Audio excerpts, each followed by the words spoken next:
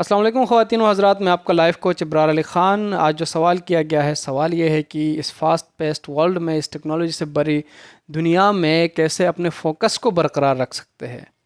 तो सवाल बहुत बुनियादी है। सबको फ़ोकस की बहुत ज़्यादा नीड है, स्टूडेंट से लेकर प्रोफेशनल तक।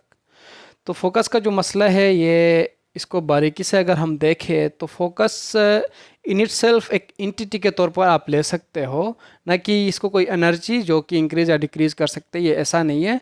बल्कि इसको एक ऐसे इंटिटी की तरह ले लो जो इन इट सेल्फ वहाँ पे मौजूद है। लेकिन मसला क्या है, बहुत सारे डिस्ट्रैक्शंस है, और वो डिस्ट्रैक्शंस क्या कर रही है, आपके फोकस को कोई डिस्ट्रैक्शन यहाँ से खींच रही है, कोई डिस्ट्रैक्शन वहाँ से खींच रही है। तो आपकी अटेंशन वहाँ पे डिवाइडेड है। इसी वजह से आपका फोकस भी लो होता जा रहा है। तो कोई पर्टिकुलर आपका टास्क है जिस पे आपको ज़्यादा फोकस होना चाहिए, लेकिन हो क्या रहा है, आप नहीं कर पा रहे हो। रीज़न क्या है? डिस्ट्रैक्शंस बहुत ज़्यादा है। अगर सिंपल मैं फार्मूला अगर दे दूँ तो जितनी लो डिस्ट्रैक्शंस होंगी उतना ज़्यादा आपका फोकस आपके लिए अवेलेबल होगा।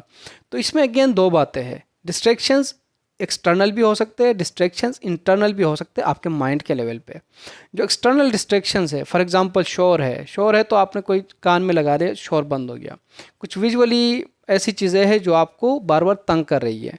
तो ऐसी चीज़ों को आप फिर क्या कर सकते हैं, ऐसे जगह पे जाके बैठ सकते हैं जहाँ पे वो चीज़ें कम है। ज़्यादा रोशनी है तो कम रोशनी में जाए, कम रोशनी है तो ज़्यादा रोशनी में जाए, आप फिर फोकस हो जाएंगे।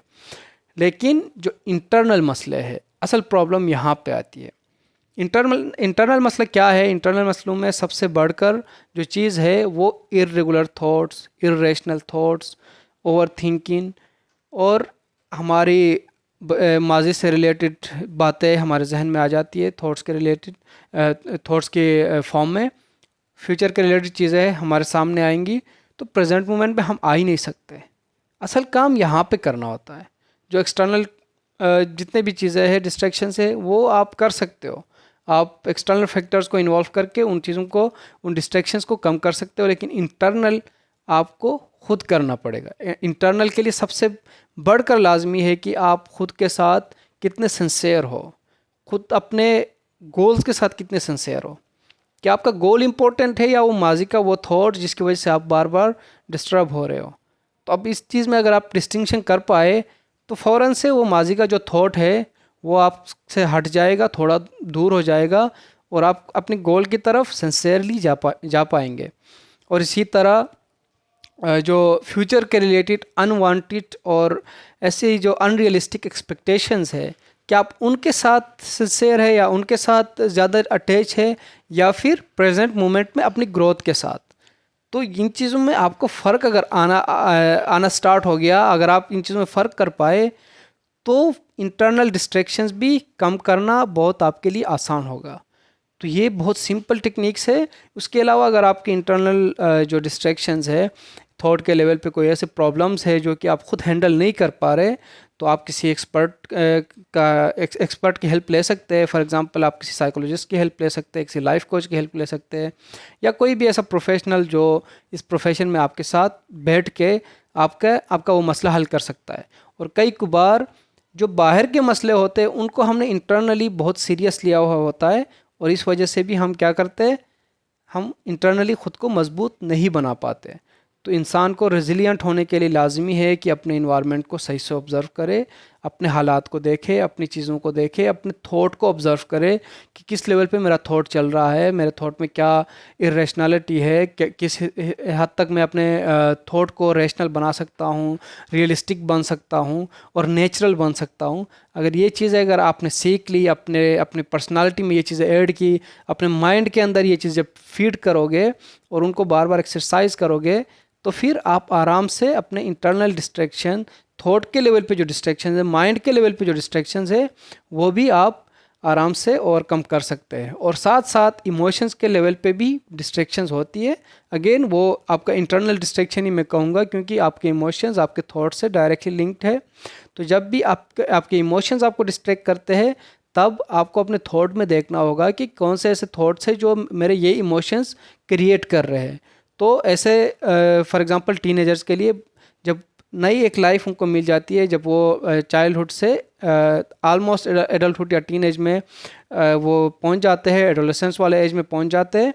तो वहाँ पे उनके लिए ऐसे ऐसे थॉट्स आते हैं, ऐसे चेंजेस आ जाती है जिनको वो कोप नहीं कर सकते, और एक उनके अंदर एक तजस्सुस होता है, जो नई नई चीज़ें वो एक्सप्लोर कर रहे होते हैं उनमें उनको बहुत मज़ा आने लगता है और वो डिस्ट्रैक्ट होते हैं बाकी अपने नॉर्मल जो एजुकेशनल गोल्स है या लाइफ को लेकर दूसरे गोल्स हैं, उन गोल्स की तरफ वो सही से फोकस नहीं कर पाते और डिस्ट्रैक्ट होते हैं।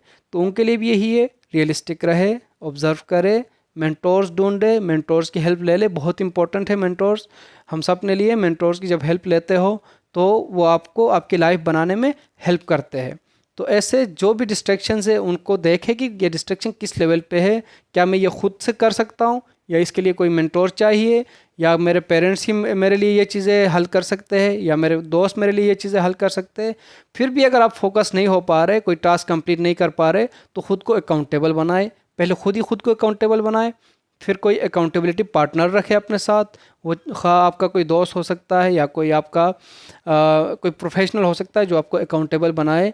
वो आपको आपके हर दिन के टास्क के बारे में अकाउंटेबल बनाएगा। जैसे कि मैं खुद एक अकाउंटेबिलिटी कोच हूँ, मैं अपने इंटरनेशनल जो भी क्लाइंट्स होते हैं उनको डेली के हिसाब से अकाउंटेबल बनाता हूँ। उनका स्केजुअल मेरे सामने होता है, उनके मेजॉरिटी जो इम्पोर्टेंट टास्क होते हैं, जो अर्जेंट टास्क होते हैं, उनको हम सामने रखते हैं। सामने रख के मैं पूछता हूँ कि अच्छा भाई आपने क्या किया, कितना अचीव किया। तो इस तरह करके उनकी स्केजुअल को फिर मैं क्या करता हूँ, एक टाइम फ्रेम के अंदर ऐसे सेट करते हैं कि वो उसको ईज़िली अचीव कर सकते हैं, क्योंकि वो रियलिस्टिक गोल्स हम उनके लिए सेट करते हैं, तो फिर वो आराम से उनको अचीव करते हैं। तो इस तरह करके आप फोकस को अपना इंक्रीज़ कर सकते हैं। सबसे पहले लाजमी है डिस्ट्रैक्शंस को कम करना। जब तक आपके डिस्ट्रैक्शंस कम नहीं होंगे आपका फोकस इंक्रीज़ नहीं होगा। फोकस जैसे मैंने शुरू में बताया कि वो एक ऐसी शे है जो कि है उधर ऑलरेडी, लेकिन आपको ये समझना होगा कि डिस्ट्रैक्शंस कम करोगे तो फोकस खुद ही खुल के बिल्कुल ओपनली आपके सामने आ जाएगा, आप नेचुरली फोकस रहोगे।